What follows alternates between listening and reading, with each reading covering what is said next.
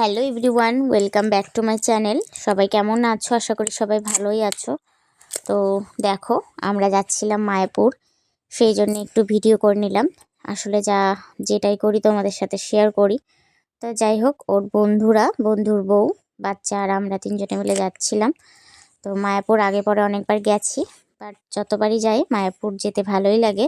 তো তার মধ্যে একটু আনন্দ করতে করতে একটু গানের গলা গান করতে পছন্দ করে।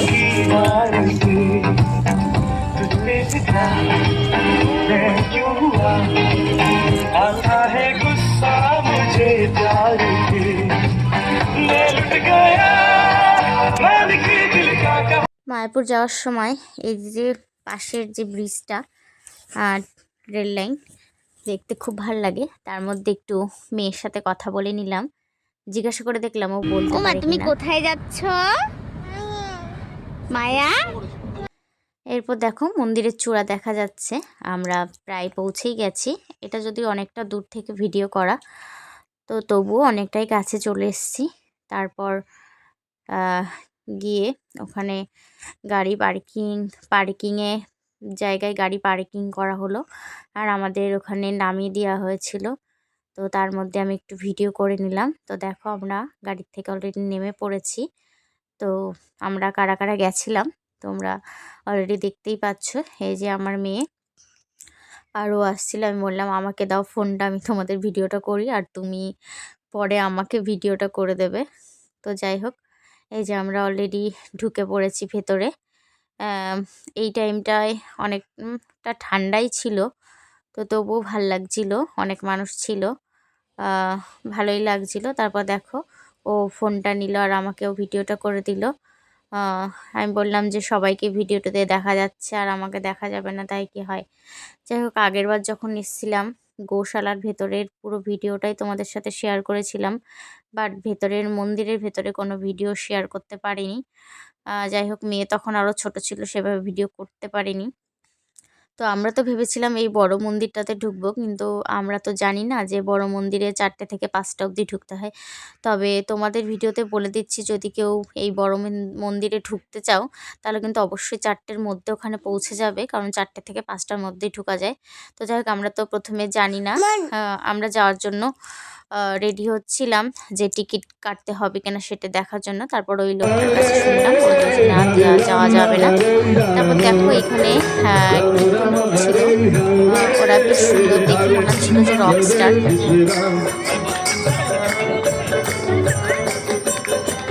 তবে খুব সুন্দর কীর্তন করছিল, আমরা দেখে দাঁড়িয়ে গেলাম।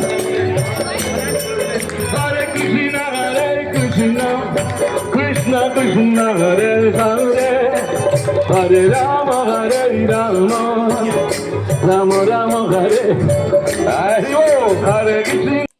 এরপর মেয়ে তো কীর্তন শুনে খুব মজা পাচ্ছিল, আর এমনিতেই ঠাকুরকে প্রণাম করার কথা, ভক্তির কথা বলে দিতে হয় না। ও এই যে নাচ করছিল 2 হাত তুলে, আর সেই জন্যে ওর নাচের ভিডিওটা একটু তুলে নিলাম। ওর ওই মামির কোলে ছিল, বাট ও বুঝতে পারেনি যে ওর ভিডিও করছে। তো আমি বলে দিলাম যে ওর ভিডিওটা তুলছে। তারপর ওইদিকে ঘুরলো, আর তারপরে হাঁটতে হাঁটতে আমরা একটু আনন্দ করতে করতে আসলাম। ওখানে বই কেনার জন্য বলছিল ওখানকার ওনারা। তো ওরা কিছু বই দেখলো, বাট কিনেছে কিনা বলতে পারবো না। ভিডিওটা যদিও আমি করিনি, ও করছিল। তোমরা দেখতেই পাচ্ছ যে আমি মেয়েকে নিয়ে হাঁটছি। তারপর দেখো, আমরা আশপাশটা একটু দেখিয়ে নিলাম। তো আমরা প্রথমে চলে যাব গোশালাতে। গোশালা থেকে এসে আমরা মন্দিরের মধ্যে ঢুকবো। তো আমরা এই সাইডটা দিয়ে আগে কখনো ভেতরে যাইনি। আসলে এখানকার মানে এই মন্দিরের ভেতরের যে চত্বরটা তো অনেকটা বড়। আমরা চন্দ্রোদয় মন্দিরের সামনে দিয়ে চলে গেলাম গোশালাতে যাব। তো চন্দ্রোদয় মন্দিরের সামনে দিয়ে ওই সাইডটায় চলে যাব। তারপরে আমরা টোটো করে যাব গোশালাতে। আমরা যখন এই চন্দ্রোদয় মন্দিরের সামনে দিয়ে গেলাম, তখনও আরতি শুরু হয়নি, সবাই কেবল ভেতরে যাচ্ছে। সন্ধ্যা 6টা থেকে আরতি হয়, যদি আমরা ওই 5টার মধ্যে পৌঁছে গেছিলাম। তো যার কারণে আমরা ভাবলাম একটু পরেই আসব। তো চন্দ্রোদয় মন্দিরের ভেতরে তো ফোন নিতে দেয় না, ফোন টোন সব রেখে যেতে হয়। তো আমরা হচ্ছে ভাবলাম আগে ওই দিক থেকে ঘুরেই আসি। তো আমরা তো ভেতরে তো দেখানো যায় না, তো সামনেটাই দূর থেকে ভিডিও করে একটু দেখিয়ে দিলাম। তো চলো সামনে এগিয়ে চলো, দেখা যাক। সবাই এই যে ঢুকছে ভেতরে। তোমরা যারা যারা যাবে অবশ্যই ফোন, চটি, জুতো যেগুলো যেখানে সেফটি জায়গায় রাখতে হয় অবশ্যই সেখানে রেখে যাবে। না হলে কিন্তু অনেকেই আছে যে চটি জুতোগুলো মন্দিরের সাইডে মানে এমনি কোনো ইয়ে ছাড়া, কোনো কারোর দায়িত্ব ছাড়া রেখে দেয়, পরে নিয়ে যায়। আমার মনে হয় যেখানে রাখা দরকার সেখানে রাখলেই ভালো। তো এই যে আমরা যাচ্ছিলাম, বেশ এমনিতে সন্ধ্যাবেলা বেশ ভালোই লাগছিল। ফুল বাগানগুলোতে ফুলগুলো বেশ সুন্দর ফুল ফুটেছে, তো সেইগুলোর ভিডিও একটু তুলে নেওয়া হয়েছে।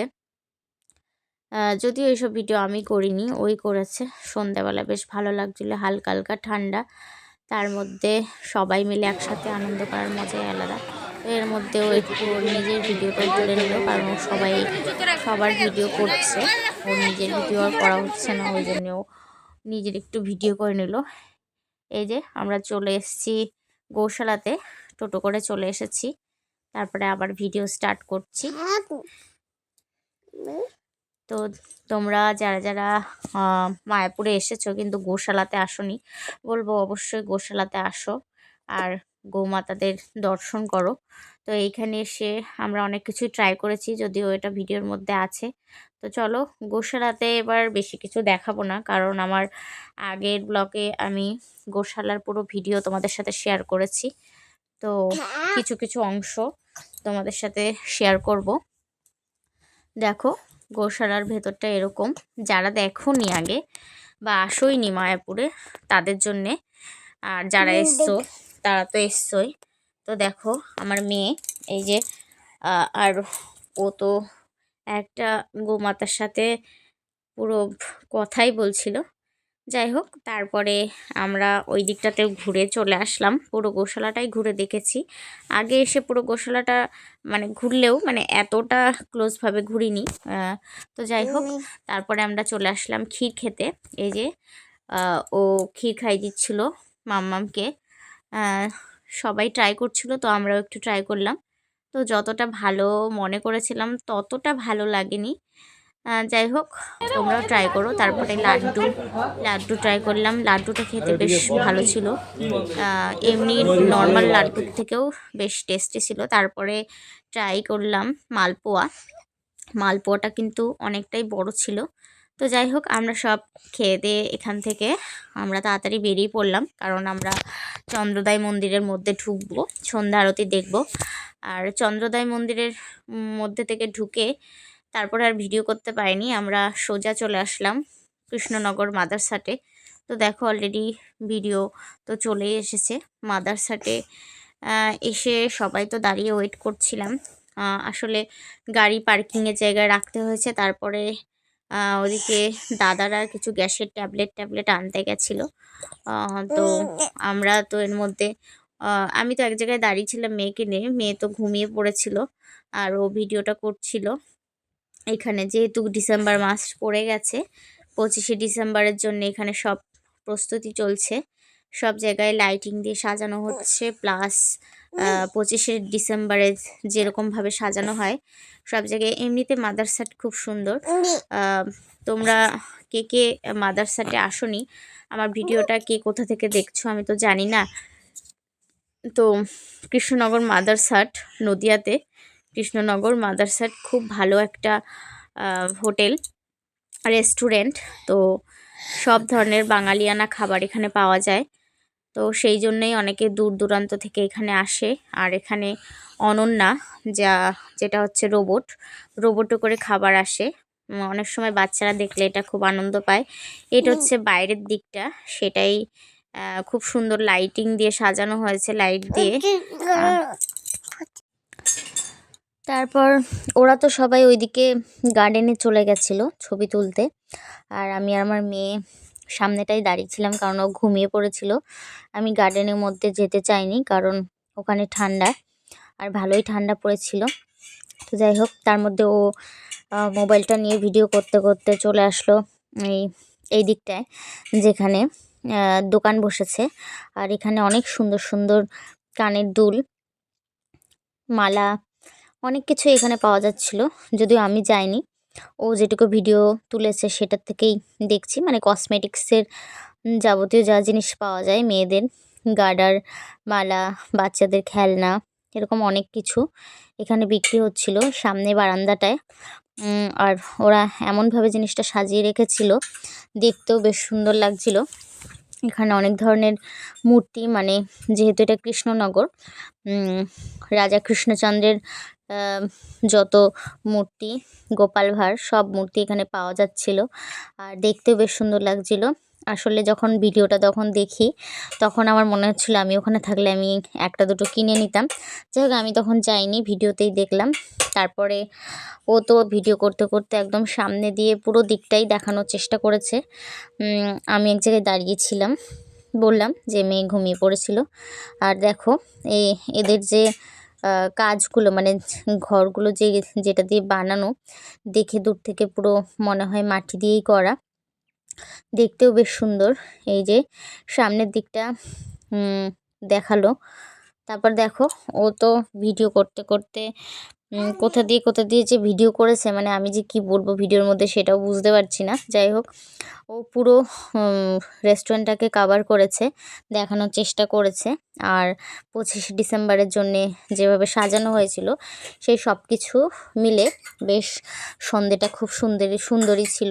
ওইদিকে ওরা তো ছবি তুলতে চলে গেল, আর আমি তো ওখানে দাঁড়িয়েছিলাম বেশ অনেকটা টাইম। ওখানে দাঁড়ানোর পরে একরকম বলতে পারো বিরক্তই হয়ে গেছিলাম, কারণ মেয়ে ঘুমিয়ে পড়েছে, ঘুমন্ত অবস্থায় কতক্ষণই দাঁড়িয়ে থাকবো।